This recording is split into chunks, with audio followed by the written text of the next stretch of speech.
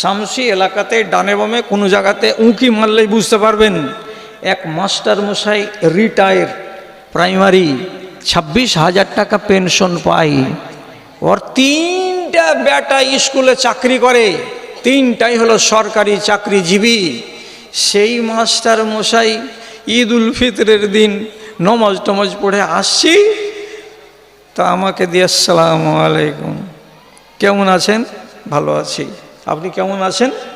ওকে যদি বলছি যে আপনি কেমন আছেন, তো মোটা মোটা এরকম মোটা মোটা 2 ফোঁটা 2 চোখ দিয়ে পানি গাল পর্যন্ত গড়িয়ে এসে বলছে শরীর ভালো আছে, মনটা ভালো নাই।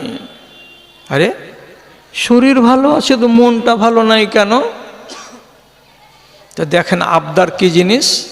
বলছে মৌলানা 3টা বেটা সরকারি চাকরি করে, 70,000 80,000 টাকা করে স্যালারি পাই মাসে। ঈদুল ফিতর চলে গেল আজকের দিন, একটা বেটাও আমাকে একটা নতুন পাঞ্জাবি কিনে দিল না। আপনি বলেন, তুমি যে টাকা পাইছো 26,000 টাকা পেনশন, আমি যদি কোটি টাকা পাই তো এটা আমার আলাদা, কিন্তু আমার মনটা বলছে আমার কোনো একটা বেটা এমন সুন্দর উৎসবের কালে আমার কাছে একটা পাঞ্জাবি এনে বলবে আব্বা তোমাকে এটা গায়ে দিয়ে ঈদের মাঠে যেতে হবে, আমার কলেজটা জুড়িয়ে যাবে, ঠান্ডা হয়ে যাবে, আর ওই ছেলেটার জন্য আমার মুখ দিয়ে দোয়া বেরিয়ে যাবে। আমি যদি দোয়া করে দিই আর মা যদি দোয়া করে দেয়, তো আল্লাহ রাব্বুল আলামিন বলছেন লাইসা বাইনাহু ওয়া বাইনি হিজাবুন, আমি আসমানে আছি আরশের উপরে, আর তোমার মা আছে আর বাবা আছে জমিনে, এই দুইজনের মাঝখানে কোনো আর থাকবে না। ওরা যে কথাটা মুখে খুলে বলে দিবে সে কথাটা ডাইরেক্ট আমার কাছে আসবে, কেউ তোমার মা বাবার দোয়াকে আটকাবে এমন ক্ষমতা নাই। কি হলো? আবদার নেই, মা বাবার আরমান নেই যে আমি একটা আমার ছেলের কাছ থেকে কিছু পাই। ব্যথাতে বুকটা আমার যেন একবারে সংকুচিত হয়ে গেল। আল্লাহ জি, এ কথাটা তো একবারে 100% সত্য। আমি নিজে এখন রিটায়ার, আমার ভাইরা আব্দুর রহমান মাস্টার রিটায়ার, এমন রিটায়ার কবে যে কবরের ডাক আসবে আমাদের কিচ্ছু বলতে পারবো না। সবগুলো লক্ষণ আমাদের গায়ে আছে। দৃষ্টিশক্তি কমে গেছে, শ্রবণ শক্তি কমে গেছে, বিবেক অনেকটা হ্রাস পেয়ে গেছে, যত আগে চলতে পারতাম অতটা চলতে পারি না।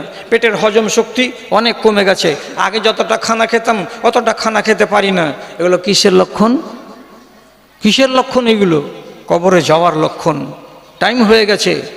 ফজল ইবনে আয়াজ এক বুড়াকে দেখেছিলেন, না দেখার পরে বলছিলেন আসসালামু আলাইকুম বাজান, ভালো আছেন? হ্যাঁ ভালো আছি। দিয়ে বয়সটা জানবার জন্য ওকে জিজ্ঞেস করে বলছেন কাম ইস্তা ফি দুনিয়া, আপনি কতদিন দুনিয়াতে থাকলেন? তখন বুড়া মানুষ বলছে আকসারা মিন 60 সানা, 60 বছর থেকে কিছু বেশি হয়ে যাবে রে বাপ। তখন ফজল ইবনে আয়াজ বলছেন আল্লাহু আকবার, ইন্নাকা তাসিরু ইলা রাব্বিকা রুয়াইদান, আপনি নিজের রবের দিকে আস্তে আস্তে আস্তে আস্তে হাঁটতে হাঁটতে হাঁটতে হাঁটতে কাছিয়ে চলে এসেছেন। আউশাকা আন তাবলুগাহু, খুব সম্ভবত আর কিছুদিনের ভিতরেই আপনি আপনার রবকে পেয়ে যাবেন। এর মানেটা কি? আপনি আপনার আল্লাহর দিকে যে হাঁটছেন হাঁটছেন হাঁটছেন, 60 বছর ধরে কবরের দিকে হাঁটছেন, আর অল্পটা দিন বাকি আছে, এটুকু হাঁটা হয়ে গেলে আপনি আল্লাহর কাছে কাছিয়ে চলে যাবেন। এটা কথা তো সত্য কথা।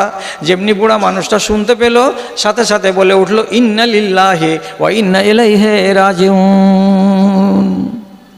ঠিকই তো, কবরের দিকে তো আমি চলে এসেছি কাছিয়ে।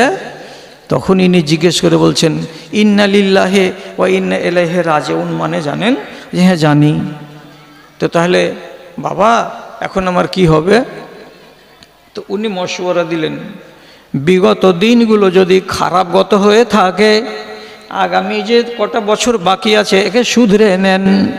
এদি যদি ভালো হয়ে যায় ওদিকের হিসাব চাইবেন না আল্লাহ। আর এই কটা দিন যে বাকি আছে এটা যদি বিগড়ে যায় তাহলে এদিকেরও হিসাব আল্লাহ তাআলা চাইবেন এবং পিছন দিকে যা কিছু হয়েছে সবই হিসাব চাইবেন। সুতরাং আপনি নিজেকে সামলে নেন।